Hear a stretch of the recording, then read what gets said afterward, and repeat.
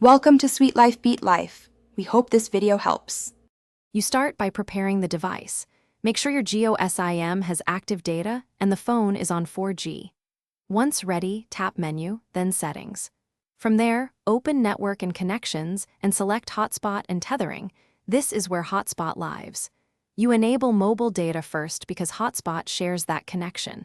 Make sure the SIM's APN is set to Geo defaults if you have trouble connecting. Now toggle the hotspot option, but don't finalize settings yet. You'll configure name. Once the hotspot toggle is on, you need to configure it. Tap Configure or Set up Wi-Fi hotspot and type a clear SSID so you recognize your phone when scanning. For security, choose WPA2 and enter a password of at least 8 characters to prevent unauthorized use.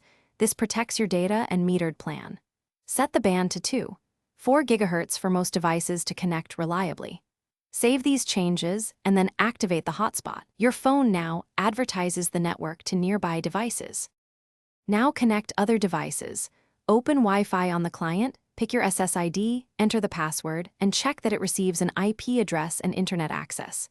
If you see no internet, first toggle the hotspot and mobile data off and on. Once done, retry connecting.